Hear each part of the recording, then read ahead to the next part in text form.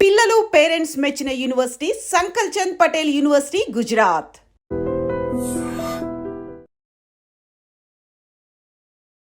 నమస్తే, welcome to I dream. నేను మీ anchor Pratyusha. ఈ రోజు మనం క్యాథన్ ఆరోగ్య కేంద్రంలో ఉన్నాం.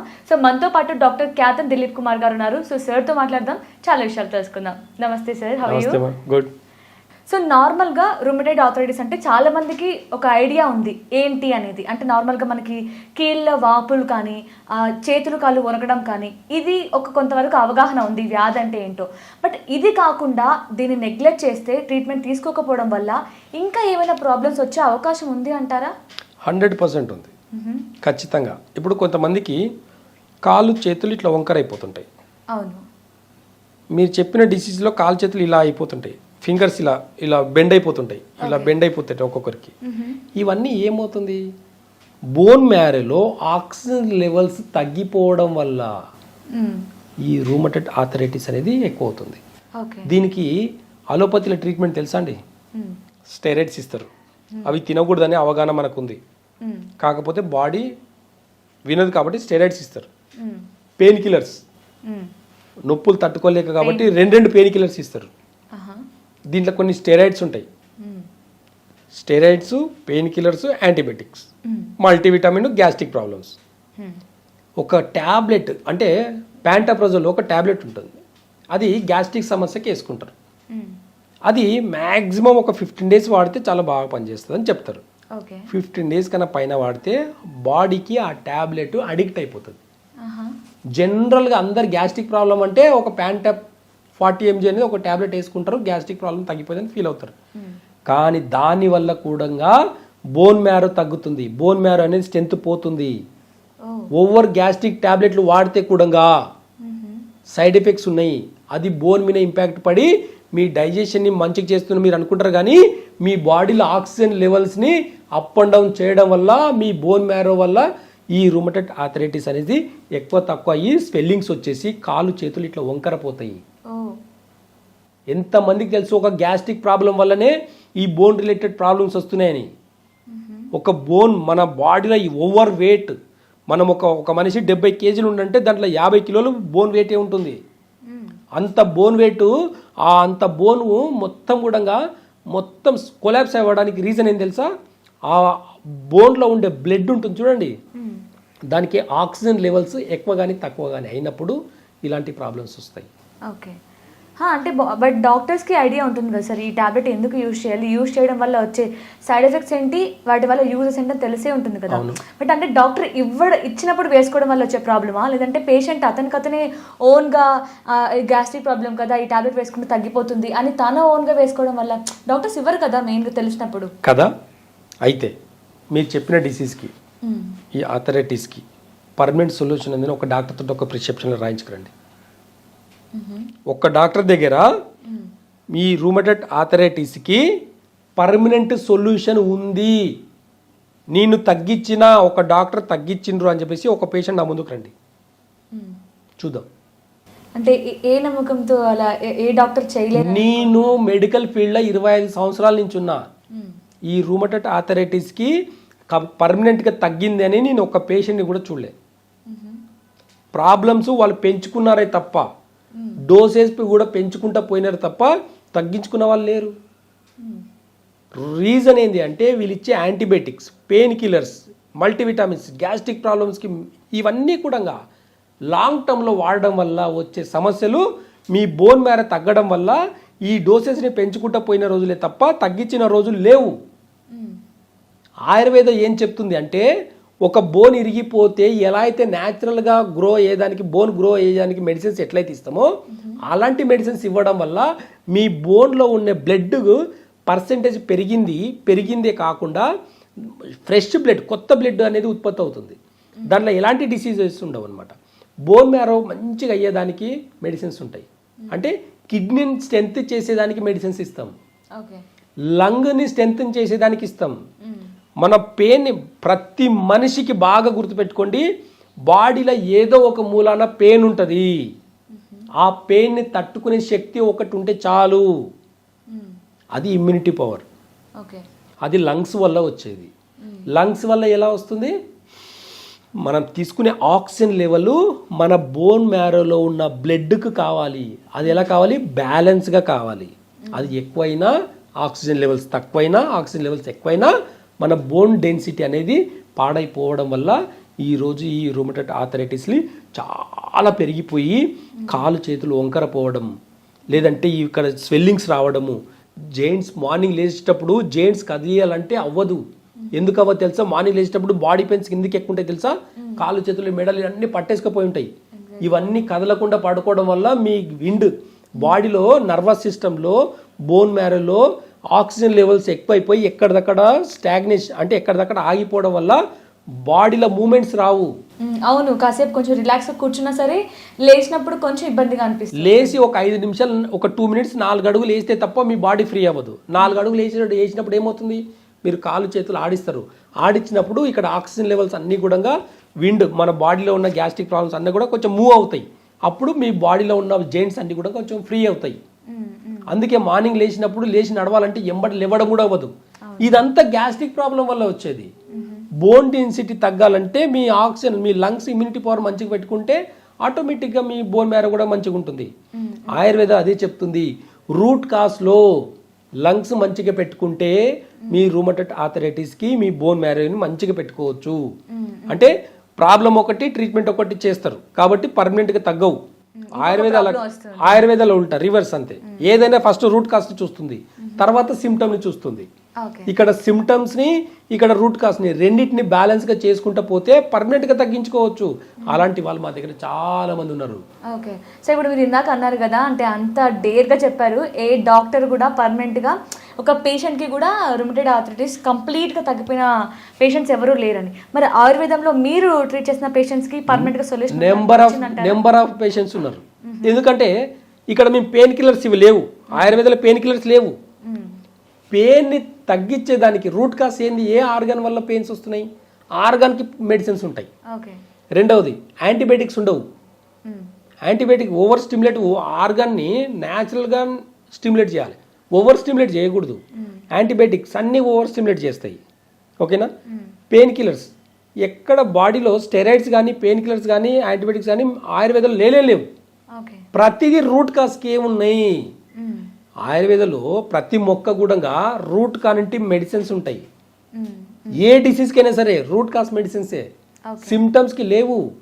థైరాయిడ్కి సిమ్టమ్స్ థైరాయిడ్ తగ్గాలంటే రూట్ కాస్ మెడిసిన్ చూస్తాం మేము. థైరాయిడ్ హార్మోన్స్ బ్యాలెన్స్ అయ్యడం కాదు, అసలు థైరాయిడ్ ఎందుకు వచ్చింది చూస్తాం. బోన్ మ్యారో మోకాలు అరిగిపోయిందంటే ఎలా అరిగిపోతాయండి? నాకు అర్థం కాదు. బాడీలో మొత్తం కాల్షియం ప్రాబ్లం వచ్చినప్పుడు మోకాలు మాత్రం ఎందుకు అరిగిపోతుంది? మిగతా జెయింట్ కాదా? మిగతా జెయింట్స్ దగ్గర బోన్స్ లేవా? మిగతా జెయింట్స్ దగ్గర అంటే మజిల్స్ లేవా? టెండన్స్ లేవా? ఏం లేవు. అందరు లిగమెంట్ ప్రాబ్లం అంటారు కదా. ఈ ఫింగర్ ఉందా? 1 2 3 3 ఉన్నాయి జెయింట్స్. ఈ 3 ప్రతి జెయింట్ దగ్గర లిగమెంట్ ఉంటుంది. కష్టపడి లేబర్ పనిచేసే వాళ్ళు ఈ చేతులతోటి పనిచేసినప్పుడు మళ్ళీ ఈ బోన్స్ ఈ లిగమెంట్ ఎందుకు అరిగిపోయారు? కరెక్టే కదనా? అంటే దానికి ఎందుకు? ఇక్కడ ఇంత పెద్ద మజుల్ ఉంటుందండి మోకాల దగ్గర, ఇంత మజుల్, ఇంత టెండన్, ఇంత అంటే హెవీగా ఉంటుంది. బోన్ మ్యారో కూడా చాలా హెవీగా ఉంటుంది. ఎలా అరిగిపోతుందండి? నాకు అర్థం కాదు. యాంకిల్ జాయింట్ ఎందుకు అరిగిపోవట్లేదని చెప్పండి ఒకసారి, క్వశ్చన్ వేయండి. మన బాడీ వెయిట్ మోకాల మీద పడుతుందని అనుకోకండి, యాంకిల్ జాయింట్ మీద కూడా పడుతుంది. మనం ఏదైనా ఒక హిల్ స్టేషన్కి ఎక్కేటప్పుడు మనం అనుకుంటాం మనము ఇప్పుడు ఎగ్జాంపుల్ ఎక్కడైనా బాగా ట్రెక్కింగ్ చేస్తుంటాం. ట్రెక్కింగ్ చేసే వాళ్ళకు మోకాళ్ళ ప్రాబ్లం రావడం కాదు, యాంకిల్ జాయింట్ ప్రాబ్లం ఎందుకు రాదు? యాంకిల్ జాయింట్ మాత్రం జాయింట్ కదా? యాంకిల్ జాయింట్ మాత్రమే ఏం టెండన్స్ లేవా? యాంకిల్ జాయింట్ మాత్రమే మీకు ఇది లేదా? మోకాలు మాత్రమే ఆపరేషన్ ఎందుకు చేస్తున్నారు? యాంకిల్ జాయింట్ ఆపరేషన్ ఎందుకు చేయట్లేదు? జనాల అవేర్నెస్ లోపం వల్ల ఈరోజు ఆపరేషన్లు చేసుకుంటున్నారు. అంటే ఆపరేషన్ అవసరం లేదు. ఎందుకు అవసరం అండి? 30 ఏళ్ల కింద లేని ఆపరేషన్ ఇప్పుడు ఎందుకు మనకు? 30 ఏళ్ల కింద మోకాల ఆపరేషన్ లేదు. ఈ 30 ఏళ్ళలో ఏం జరిగింది మోకాల ఆపరేషన్ చేయించుకునే దానికి? 30 ఏళ్ల కింద ఎక్కువ నడిచిన వాళ్ళు ఉన్నారా? ఇప్పుడు ఎక్కువ నడిచే వాళ్ళు ఉన్నారా? ట్రావెలింగ్ అన్నీ కూడా మనకు సౌకర్యం ప్రయాణించేదానికి ఇప్పుడు 30 ఏళ్ళ నుంచి ఎక్కువ ఉందా మనకు? అంతకుముందు గతంలో నేను కాలేజ్కి వెళ్ళేటప్పుడు నడుచుకుంటే లేదు, నేను 2 కిలోమీటర్స్ నడుచుకుంటే వెళ్ళి 2 కిలోమీటర్స్ నడుచుకుంటే వచ్చేది నేను స్కూల్కి వెళ్ళినా కాలేజ్కి వెళ్ళినా. ఇప్పుడు కార్ వేసుకెళ్తా, ఎక్కడి నుంచి నాకు ఇంకా ఏముందని? ప్రతిదానికి ట్రావెలింగ్కి చాలా కంఫర్ట్ ఉంది. ఇప్పుడు ఇండైజేషన్ వల్ల పోషక లోపం వల్ల, ఆహారంలో ఇండైజెషన్ వల్ల, మన బాడీకి సరైన పోషకాలు అందకపోవడం వల్ల జాయింట్లో ప్రాబ్లమ్స్ వస్తాయి, లిగ్మెంట్లో ప్రాబ్లమ్స్ వస్తాయి, నర్వస్ సిస్టమ్ వీక్ అవుతుంది, మజిల్ సిస్టమ్ వీక్ అవుతుంది. అక్కడ ఇన్ఫ్లమేషన్ అనేది ఆగిపోతుంది. ఆగిపోవడం వల్ల మూమెంట్ చేయాలంటే ఇబ్బంది, పెయిన్. గత వీడియోలో జస్ట్ ఇలా ఇవి 2 కాళ్ళు, ఇవి 2 చేతులు అని చెప్పానండి నేను. ఇలా అనుకొని చాలా మంది కామెంట్స్ చదివి చూడండి. ఇలా అనుకుంటే మోకాళ్ళ నొప్పులు, మెడ నొప్పులు తగ్గించుకున్న వాళ్ళు ఉన్నారు. అంటే ఇవన్నీ మెరాకిల్స్ కాదు, ఇవన్నీ సైన్స్ అండి ఇదంతా. అంటే ఇప్పుడు ఆపరేషన్ అవసరం లేకుండా జస్ట్ మీరు అన్నట్లు ఇలా మోకాలు ఇలా చేసుకుంటే అయిపోతుంది అంటారు. తగ్గిన వాళ్ళు వీడియోలు చూసి, లాస్ట్ వీడియో చూసి తగ్గించుకున్న వాళ్ళు చాలా మంది ఉన్నారు కదా. కామెంట్స్ చదవండి, ఒకసారి చూడండి. ఇలా అనుకున్నానండి, నాకు చాలా కంఫర్ట్గా ఉందండి అని చెప్పేసి అన్నారు. చాలా మంది వస్తున్నారు సార్. ఇన్స్టెంట్ గా రిలీఫ్ ఉంటుంది, బట్ పర్మనెంట్ గా కాదు కదా. అందుకే చెప్తున్నాను నేను, పర్మనెంట్ గా ఆయుర్వేద వాడండి, రూట్ కాస్ నుంచి తగ్గిస్తుంది. ఇన్స్టెంట్ గా పెయిన్ ని తగ్గించుకోండి. మీకు ఇంకెక్కడ ప్రాబ్లం ఉంది? ఇప్పుడు ఇన్స్టెంట్ గా మీకు పెయిన్ తగ్గేదానికి ఆక్యుపెంచర్ టెక్నిక్స్ పనికి వస్తున్నాయి. రూట్ కాస్ నుంచి ఆయుర్వేద మెడిసిన్స్ ఇచ్చినప్పుడు రూట్ కాస్ నుంచి డిసీజ్ తగ్గిస్తుంది. మీకు హ్యాపీగా ఉండొచ్చు కదా రోజంతా. ఇంకా మరి ఎందుకని ఇంతమంది ఆపరేషన్ చేసుకుంటున్నారు? తెలియక, రోజు ఎంతో మంది సంఖ్యలో తెలియక అంటే ఇప్పుడు చేసుకున్న వాళ్ళందరూ తెలియక చేసుకున్నారు అనుకుంటారు. ఎస్, నేచర్ గురించి మర్చిపోవడం వల్ల, ఆయుర్వేద వైద్యం గురించి మర్చిపోవడం వల్ల. సరే, ఇవన్నీ పక్కన పెడదాం. ఒక ఆయుర్వేద హాస్పిటల్కి వెళ్ళండి. ఆయుర్వేద మెడికల్ కాలేజీలు ఉన్నాయి కదా, అక్కడ హాస్పిటల్స్ ఉన్నాయి కదా, అక్కడికి వెళ్ళేసి నా మోకాలు అరిగిపోయింది, ఆపరేషన్ చేయమని చెప్పండి. ఏం చేస్తారు? ఒక ఆయుర్వేద డాక్టర్ తోటికి వెళ్ళేసి మోకాల ఆపరేషన్ ఖచ్చితంగా మీరు చేసుకోవాల్సిందే అని చెప్పించుకారండి. ఒక హోమియో డాక్టర్ తోటికి వెళ్ళేసి ఖచ్చితంగా మీకు ఆ మోకాళ్ళకి ఆపరేషన్ అవుతుందండి, చేయించుకోండి అని చెప్తారా? ఒక న్యాచురోపతి డాక్టర్ చెప్తున్నాడా? ఎవరు చెప్తున్నారు? వాళ్ళకి ఏం నాలెడ్జ్ ఉంది? వాళ్ళు చదువుకుంది ఏంది? ఇక్కడ ఆయుర్వేద డాక్టరు ఆపరేషన్ నేర్చుకోలే, హోమియోపతి డాక్టరు ఆపరేషన్ నేర్చుకోలే, న్యాచురోపతి డాక్టర్ కూడా ఆపరేషన్ చేయలే. ఇక్కడ ఆపరేషన్ చేసిన డాక్టర్లంతా వేరు. వాళ్ళదంతా కమర్షియల్ బిజినెస్, వాళ్ళదంతా కమర్షియల్ మొత్తం బిజినెస్ మెంటాలిటీ. మీరేమన్నా మీ చదువు ఏమైనా ఉపయోగపడితే ఆపరేషన్ లేకుండా చేసేది ఏమైనా టెక్నికల్గా న్యాచురల్ పద్ధతికి ఏదైనా ఉంటే కనుక్కొని చెప్పండి patient. End of the day పేషెంట్కి ఏం కావాలి? సొల్యూషన్ కావాలి, పెయిన్. అది ఆపరేషన్ ఒకటి అని ఎట్లా అనుకుంటావు? బట్ అది తొందరగా వస్తుంది కదా. అంటే ఎక్కువ రోజులు, ఇప్పుడు నార్మల్గా అంటారు ఆయుర్వేదంలో ఎక్కువ రోజులు మనం మెడిసిన్ తీసుకుంటేనే కొంచెం లాంగ్ టర్మ్ లో రిజల్ట్ వస్తుందని చాలా మంది ఆయుర్వేద డాక్టర్స్ కూడా చెప్తున్నారు కదా. రైట్, నేను కూడా చెప్తా. మెడిసిన్ నేను కూడా చెప్తా 3 months మెడిసిన్స్ వాడి 3 months పత్యం చేసుకొని మెడిసిన్స్ వాడితే తగ్గుతుందని చెప్తా. ఓకేనా? మీకు మోకాలు నొప్పి ఒకటే రోజు వచ్చిందా? లేదు. ఆర్థరైటిస్ ప్రాబ్లం ఒకటే రోజులో వచ్చిందా? లేదు. ఎన్ని సంవత్సరాలు పట్టింది? క్యాలిక్యులేట్ చేసుకొని రండి. పత్యం చేసేలాకైతే రండి. తిని రోగం తెచ్చుకున్నారు. ఆ ఏ టేస్ట్ తిని రోగం తెచ్చుకున్నారో మేము నాడి పట్టి చూసి చెప్తాం. అది మానేసుకొని కొన్ని మెడిసిన్స్ వాడితే తగ్గిపోయే రోగాలను పట్టుకొని ఊగులాడతారేంది? నాకు అర్థం కాదు. ప్రకృతి అలా లేదండి అసలు, నేచర్ అలా లేదు. ఒక మానవ దేహానికి ఎలాంటి రోగాలు వస్తాయో అనేది ఫస్టే నేచర్కి తెలుసు. అలాంటి వనమూలికలు అన్నీ కూడా మన భూమిపైన మొలిసినాయి. మన భూమిపైన అన్నీ ఆవిర్భవించినాయి మనిషి పుట్టక ముందే. తర్వాత మనిషి పుట్టి మనుగడ స్టార్ట్ అయింది. వండుకం కూడా ఒకప్పుడు ఉండిందా? ఈ వెజిటేబుల్ ఇలా తినాలి, ఈ వెజిటేబుల్ ఇలా తినాలని ఉండిందా? ఇవన్నీ మానవ మేధస్సుకి రాను ఏమైందంటే తన ఇంటెలిజెన్స్ తోటి నేర్చుకున్నాడు. నేచర్లో ఉన్న దాని నుంచి తగ్గించుకునేదానికి ప్రయత్నం చేసిండే తప్ప ఆపరేషన్ చేయలే. కాబట్టి రూట్ కాస్లో ప్రతిదానికి స్టెరాయిడ్స్, ప్రతిదానికి పెయిన్ కిల్లర్స్, ప్రతిదానికి యాంటీబయాటిక్స్ అవసరం లేదు. ఆపరేషన్ అన్న పదం అసలే అవసరం లేదు. కాబట్టి ప్రకృతి వైపు చూడండి, ప్రకృతి వైద్యం ఏందో తెలుసుకోండి, న్యాచురల్గా ఎలా తగ్గించుకోవాలనేది నేర్చుకోండి కొంచెము. అప్పుడు తెలుస్తుంది దాని విలువ ఏంటో. అంతే తప్ప ప్రతిదీ ఆపరేషన్ సొల్యూషన్ కాదు. ఒక్కవేళ ఆపరేషన్ అయిన తర్వాత మళ్ళీ నొప్పి వస్తే భగవంతుడు రావాలి మీకోసం ఆపరేషన్ చేసేదానికి, ఇంకొక ఆపరేషన్ చేసేదానికి. నా దగ్గరికి అలాంటి వాళ్ళు కూడా వస్తారు. మోకాళ్ళ ఆపరేషన్ చేసుకొని మళ్ళీ మోకాళ్ళ ఆపరేషన్ వచ్చిందండి, ఏం చేయమంటారంటే ఒక్క నిమిషం ఉండండి, భగవంతుని మాట్లాడి అడిగి చెప్తా అని చెప్తా. అడిగి కూడా ఏం చెప్తాను తెలుసా? ప్రకృతి వైద్యం కూడా కొంచెం ఉందమ్మా, అక్కడ ఉన్న మజిల్స్ కొంచెం మళ్ళీ వీక్ అయినాయి, అందుకే నొప్పి వస్తుంది. మీ మోచిప్పలు మార్చినా సరే మీ మజిల్స్ని మార్చలేకపోయినరు, మీ టెండెన్సీస్ని మార్చలేకపోయినరు, కాబట్టి వాటిని స్ట్రెంథన్ చేసుకుంటే మీ నొప్పులు తగ్గుతాయని చెప్పేసి ప్రకృతి వైద్యం మళ్ళీ రాసిస్తాను. కాబట్టి అలాంటి వాళ్ళు కూడా తగ్గించుకున్న రోజులు ఉన్నాయి మాకు. ఓకే, సో ఇప్పుడు మెయిన్గా రుమటైడ్ ఆర్థరైటిస్ గురించి మళ్ళీ మనం మాట్లాడితే, వీళ్ళు ట్రీట్మెంట్ కానీ దాని గురించి కేర్ కానీ తీసుకోకపోవడం వల్ల నెగ్లెక్ట్ చేస్తే గుండెకి ఈవెన్ ఐకి కూడా ఎఫెక్ట్ అవుతుందని విన్నాను. సో దాని గురించి ఒకసారి ఎక్స్ప్లెయిన్ చేస్తారా? అయితే ఇక్కడ ప్రధానంగా రుమటైడ్ ఆర్థరైటిస్లో బ్లడ్ అనేది ఇన్ఫ్లమేటింగ్ అనేది పెరిగిపోతుంటుంది. ఇన్ఫ్లమేషన్ అంటే ఏమవుతుంది అంటే మనకు కిడ్నీ ప్రధానంగా బోన్ మ్యారో అంతా కూడా మన కిడ్నీ మీద ఆధారపడి ఉంటుంది. కిడ్నీ ఎందుకనంటే బ్లడ్ ప్యూరిఫై చేసేది, బ్లడ్ ప్యూరిఫై చేసి బోన్ మ్యారోని మంచిగా పెట్టుకునే దానికి పనికి వస్తుంది. అయితే ఇక్కడ బ్లడ్ ప్యూరిఫై చేసే కిడ్నీ ప్రాసెస్ కొంచెం తగ్గిందనుకోండి, కిడ్నీ ఎనర్జీ తగ్గిందనుకోండి, బ్లడ్ ప్యూరిఫై చేయడం ఆగిపోతుంది.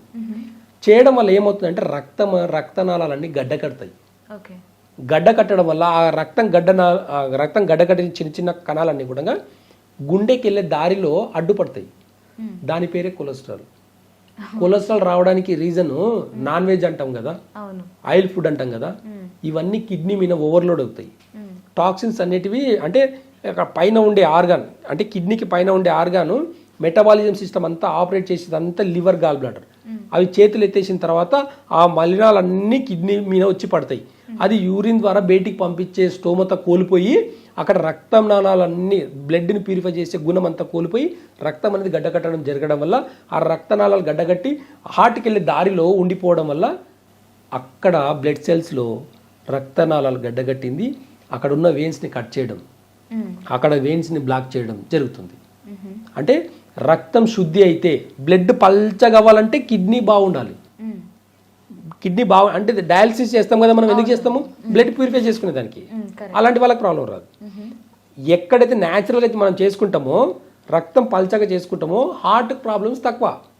ఎక్కడైతే మనం బ్లడ్ ప్యూరిఫై చేసుకోలేమో, ఎక్కువ మసాలాలు, సాల్ట్, ఎక్కువ స్పైసీ ఫుడ్ తింటున్నప్పుడు కిడ్నీ ప్లస్ లివర్ చేతులు ఎత్తేసినప్పుడు ఆటోమేటిక్గా ఓవర్లోడ్ అవుతుంది. కాబట్టి కిడ్నీ మీద ఓవర్లోడ్ అవుతుంది, లివర్ మీద ఓవర్లోడ్ అయ్యి హార్ట్కి వెళ్ళే దారిని క్లోజ్ చేస్తుంది. డైరెక్ట్గా హార్ట్కి ప్రాబ్లం రాదు.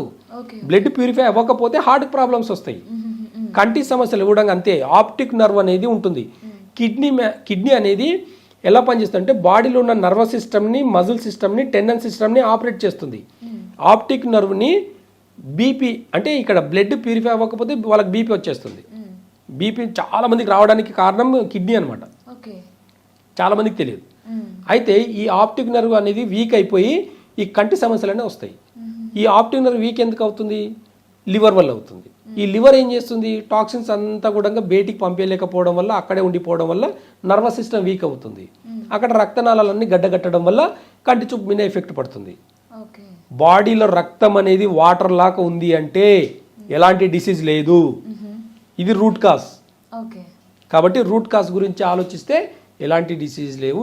ఎలాంటి డిసీజ్నైనా చాలా సులువుగా తగ్గించుకునే దానికి బాడీలో ప్రధానంగా ఫస్ట్ డైజెషన్ సిస్టమ్ని ఇంప్రూవ్ చేసుకొని దాని తర్వాత ఎలాంటి మెడిసిన్స్ వాడినా ఇచ్చిన ప్రతి మెడిసిన్ కూడా జీర్ణశక్తి ద్వారా మన బాడీలో అబ్జర్వ్ అవుతుంది. అప్పుడు ఆటోమేటిక్గా రూట్ కాజ్ నుంచి అన్ని డిసీజ్ తగ్గించుకునే గుణం ఒక ఆయుర్వేదం మాత్రమే ఉంది అని చెప్పేసి ఖచ్చితంగా చెప్పొచ్చు. యా, సో అంటే ఎలాంటి హెల్త్ ప్రాబ్లం అయినా మీరు రూట్ కాజ్ని మీరు మెయిన్గా టార్గెట్ చేస్తారు.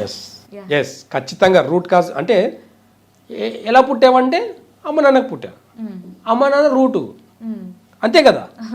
అంతే, నేను అలా పుట్టేసానంటే సైన్స్కి పుట్టానంటే కాదు కదా. ఎలా పుట్టాను అంటే అమ్మ నాన్నకు పుట్టా. And for more videos, Please subscribe to iDream. Please subscribe to iDream. Please subscribe iDream. And please subscribe to iDream. For more videos, subscribe to iDream. please like, share and subscribe to the channel. Congratulations, iDream. Subscribe to iDream. Subscribe to iDream. So subscribe to iDream Media. iDream team andarki huge congratulations. Please subscribe iDream Media. Please subscribe to iDream. Subscribe iDream. Please subscribe to iDream. iDream అంటే నా కళల ఛానల్ను subscribe చేసుకున్న నోరు తిరుగుతలేదు, మీరైతే గంట గుర్తు కొట్టండి. For more such videos, please subscribe to iDream. Subscribe to iDream. Please subscribe to iDream. Please subscribe iDream Media. Please do subscribe to iDream. Please subscribe to iDream Media. For best entertainment and information, please subscribe iDream. And don't forget to subscribe to iDream.